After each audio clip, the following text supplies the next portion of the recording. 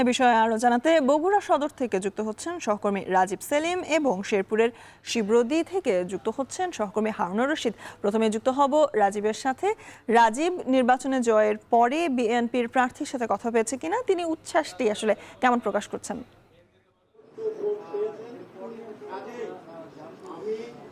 হ্যাঁ, এখন পর্যন্ত বিএনপি প্রার্থীর সেই উচ্ছ্বাস শুরু হয়নি, কারণ এই মাত্র ফলাফল ঘোষণা করা হলো। আর এই ফলাফলে বিএনপি প্রার্থীকে বেসরকারিভাবে বিজয়ী ঘোষণা করা হয়েছে। তবে ঘোষণা একেবারে শেষ পর্যায়ে, ঘোষণা শেষ হলে বিএনপি প্রার্থী এবং সমর্থকরা যারা রয়েছেন বিএনপি সমর্থকরা, তারা এখানে উচ্ছ্বাস প্রকাশ করবেন এবং তারা নিজেরা যখন এই কেন্দ্রগুলোর ফলাফল পেয়েছেন, তারা আসার সময় অনেকটা উচ্ছ্বাস নিয়েই এই কনফারেন্স রুমে এসেছেন এবং এই ফলাফল ঘোষণার পরপরই তারা উচ্ছ্বাসে একেবারে আনন্দ উল্লাসে মেতে উঠবেন, সেটি তাদের আশার অবস্থা দেখেই বোঝা গেছে। আসলে খুবই উচ্ছ্বাস নিয়ে তারা এসেছেন। এই মুহূর্তে ফলাফল ঘোষণা করা ফলাফল বিজয়ী প্রার্থীর হাতে তুলে দিচ্ছেন। আমরা 150টি কেন্দ্রের ফলাফল পেয়েছি এবং সাথে একটি ব্যালট, পোস্টাল ব্যালটের কেন্দ্রের ফলাফল পেয়েছি। সব মিলিয়ে বিএনপি মনোনীত যে প্রার্থী রেজাউল করিম বাদশা, তিনি সব মিলিয়ে 1,33,215 ভোট পেয়েছেন এবং বাংলাদেশ জামায়াতে ইসলামী মনোনীত যে প্রার্থী রয়েছেন আবিদুর রহমান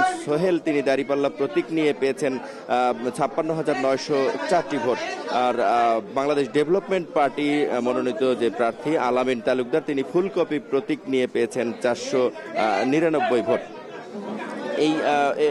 এই ভোটগুলোর সাথে পোস্টাল ব্যালটের ভোট যুক্ত করা হয়েছে। রেজাউল করিম বাদশা পোস্টাল ব্যালটে ভোট পেয়েছেন 722টি এবং আবিদুর রহমান সোহেল পেয়েছেন 255টি।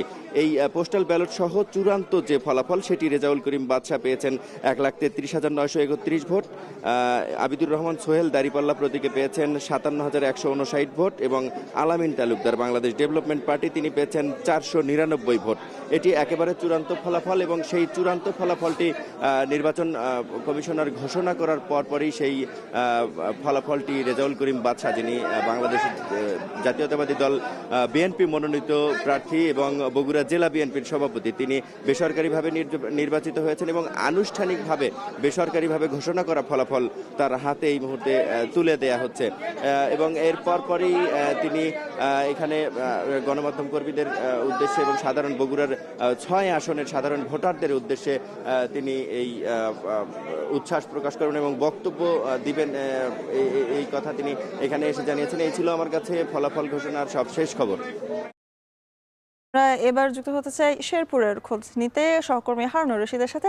হারুন, আপনি রয়েছেন শ্রীবর্দীতে, সেখানে নির্বাচনের সবশেষ ফলাফল সম্পর্কে আমাদের জানাবেন।